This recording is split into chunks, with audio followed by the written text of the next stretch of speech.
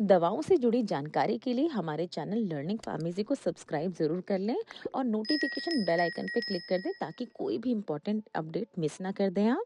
देखिए, हम सभी को कभी न कभी हमारी बॉडी के किसी न किसी पार्ट में दर्द ज़रूर हुआ होगा, बट बहुत सारे लोगों को नहीं पता होता है कि बॉडी के पर्टिकुलर जिस भी पार्ट में पेन हो रहा है, उसके लिए कौन-सी पेन किलर खाई जाती है। तो आज की इस वीडियो में हम कुछ ऐसी ही पेन किलर्स को डिस्कस करेंगे और ये वीडियो बनाने से पहले एक आपके लिए सबके लिए नोट है कि कोई भी मेडिकेशन आपको विदाउट प्रिस्क्रिप्शन या विदाउट अपने डॉक्टर की सलाह के नहीं लेनी चाहिए, क्योंकि सारी मेडिकेशंस के अपने कुछ खुद के कुछ साइड इफेक्ट्स होते हैं जो कि हर पर्सन के अकॉर्डिंग अलग-अलग हो सकते हैं। नमस्कार दोस्तों, मेरा नाम है स्तुति। आप देख रहे हैं अपना चैनल लर्निंग फार्मेसी। तो चलिए आज की इस वीडियो को स्टार्ट करते हैं।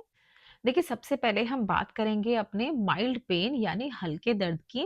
ये हल्का दर्द आपको हेडेक की वजह से हो सकता है या हो सकता है आपको कोल्ड या कफ हो रहा है तो उसकी वजह से आपको कहीं अपनी बॉडी में हल्का पेन हो रहा है, या हो सकता है कि आपको माइल्ड फीवर है या माइनर इंजरी आपको बॉडी के किसी भी पार्ट में हो गई है। तो इन केसेस में पैरासिटामॉल 500 mg कैप्स जो आपकी टैबलेट होती है, वो अगर आप लेते हैं दिन में 2 से 3 बार तो उसमें आपको काफ़ी आराम मिलता है इस तरह के दर्द में। नेक्स्ट हम बात करेंगे, देखिए, pain due to inflammation and swelling, यानी आपको कहीं दर्द हो रहा है क्योंकि कहीं बॉडी के किसी पार्ट में आपको सूजन आ गई है या बॉडी का किसी पार्ट आपका स्वेल हो गया है। तो ये इसका देखिए कारण क्या हो सकता है, इसके बहुत सारे कारण होते हैं, बट जो मेन इसके रीजन होते हैं वो होता है, देखिए, arthritis, muscle strain, joint pain या स्प्रेन। अर्थराइटिस जैसे सबको पता है कि ये एक ऑटो इम्यून डिसऑर्डर होता है जिसकी वजह से बॉडी के अलग अलग पार्ट्स में पेन होने लगता है। फिर मसल स्ट्रेन, मसल में आपके किसी तरह का स्ट्रेन हो गया है, सूजन आ गई है।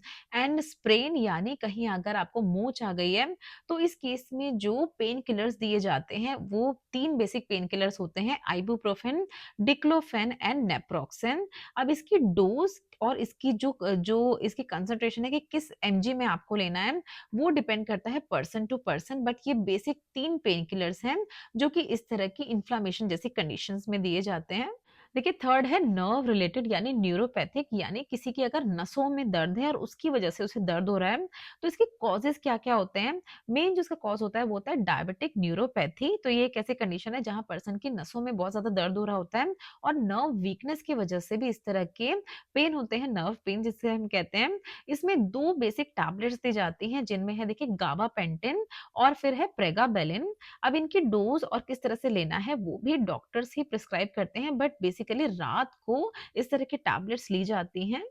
नेक्स्ट हम बात करेंगे, देखिए, मॉडरेट टू सीवियर पेन, यानी अगर किसी पर्सन को बहुत ही ज़्यादा तेज़ दर्द हो रहा है, तो इसका देखिए कारण क्या हो सकता है? फ्रैक्चर, यानी कहीं किसी पर्सन की जो बोन है वो टूट गई है, हड्डी इसकी किसी तरह से टूट गई है, कोई बहुत ही मेजर उसकी इंजरी हो गई है, किसी तरह का एक्सीडेंट हो गया है। पोस्ट सर्जरी पेन, यानी सर्जरी के बाद होने वाला पेन अगर उसको बहुत ज़्यादा हो रहा है, सी सेक्शन वगैरह में ये देखा जाता है। और कैंसर की वजह से अगर उसके किसी भी बॉडी पार्ट में पेन हो रहा है, तो बेसिकली 3 मेडिकेशंस हैं, जो 3 तरह के पेन किलर्स हैं, जो बहुत ज़्यादा प्रिस्क्राइब किए जाते हैं डॉक्टर्स के द्वारा। इसमें देखिए ट्रामाडोल, कोडीन एंड मॉर्फिन।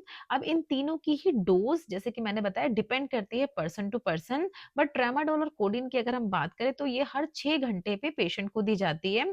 और अगर मॉर्फिन की बात करें तो अगर पर्सन को बहुत ही ज़्यादा सीवियर पेन हो रहा है, जो उससे बर्दाश्त नहीं किया जा रहा है, तो जब भी इस तरह का पेन होता है तो मॉर्फिन जैसा पेन किलर दे दिया जाता है पेशेंट को। नेक्स्ट है, देखिए, कि अगर किसी पर्सन को मसल स्ट्रेन हो रहा है या स्पाज़्म रिलेटेड पेन हो रहा है, यानी उसकी अगर किसी तरह से मांसपेशियों में खिंचाव आ गया है, तो ये इसके कॉजेज़ क्या-क्या हो सकते हैं? Cervical pain, back pain and spondylitis. तो इन तरह की वजह से पर्सन की मसल में इस तरह की मोच आ जाती है, स्प्रेन हो जाता है, तो उसमें कौन से पेन किलर दिए जाते हैं? बेसिकली 2 पेन किलर्स दिए जाते हैं। सबसे पहला है थायोकोल्चिकोसाइड और दूसरा है बेक्लोफेन। इनकी डोज़ डिपेंड करती है, बट इसको अगर हम बात करें थायोकोल्चिकोसाइड की, तो हर 12 घंटे पे पेशेंट को दी जाती है, और बेक्लोफेन की अगर हम बात करें तो हर 8-8 घंटे पे पेशेंट को इसको प्रिस्क्राइब किया जाता है डॉक्टर्स के द्वारा। नेक्स्ट है, देखिए, अगर किसी पर्सन को लोकलाइज्ड पेन हो रहा है, यानी बॉडी के किसी पर्टिकुलर पार्ट पे सुपरफिशियल यानी ऊपर से उसको पेन हो रहा है, तो कुछ जेल दिए जाते हैं, ऐसा पेन किलर जेल। इसके कारण क्या हो सकते हैं कि लोकलाइज्ड पेन हो रहा है? बर्न्स, यानी कहीं अगर किसी पर्सन का कोई बॉडी पार्ट जल गया है, कोई इसको सुपरफिशियल इंजरी हो गई है, अर्थराइटिस या टूथएक यानी दाँत में अगर बहुत ज़्यादा दर्द है, तो जो जिस जेल की हमने बात की, तो बेसिकली 2 तरह के जेल दिए जाते हैं। सबसे पहला है लिडोकेन जेल और दूसरा है डिक्लोफेनेक डिक्लोफेनेक जेल। अब इसको बॉडी के उस पर्टिकुलर पार्ट पे जहाँ पर पेन हो रहा है, वहाँ पर लगा दिया जाता है। तो ये क्या करता है, उस बॉडी के पर्टिकुलर पार्ट को सुन्न कर देता है, ताकि थोड़ी देर के लिए पेन की सेंसेशंस आपके ब्रेन तक ना पहुँच पाए। लास्ट में एक बहुत ही इंपॉर्टेंट पॉइंट, जितनी भी non steroidal anti inflammatory drugs होती हैं, जो कि बेसिकली पेन के लिए दी जाती है, जिसमें आती है ibuprofen, naproxen, diclofenac, ketoprofen, indomethacin and piroxicam, तो ये बेसिकली प्रिस्क्राइब की जाती है पेन के लिए। इनके साथ डॉक्टर एक एंटासिड पेशेंट को ज़रूर देते हैं, क्योंकि ये जो मेडिकेशंस होती हैं, ये बहुत ज़्यादा एसिडिटी बनाती हैं स्टमक में जाके, तो एंटासिड दिए जाते हैं, जैसे रेनिटिडिन, पेंटोप्राज़ोल, ताकि एसिडिटी ना हो पर्सन को, और जिस दर्द से उसको आराम चाहिए था, वो दर्द से आराम भी मिल जाए और पर्सन की कंडीशन भी ठीक हो जाए। सो ये थी एक क्विक इन्फॉर्मेशन सारे ही पेन किलर्स के बारे में। आई होप आपको वीडियो अच्छी लगी होगी। अगर इन्फॉर्मेटिव लगी तो इसको अपने फ्रेंड्स के साथ शेयर ज़रूर करिए, और इसी तरह की इन्फॉर्मेटिव वीडियोज़ के लिए हमारे चैनल को सब्सक्राइब ज़रूर कर लें। Thank you so much for watching this video.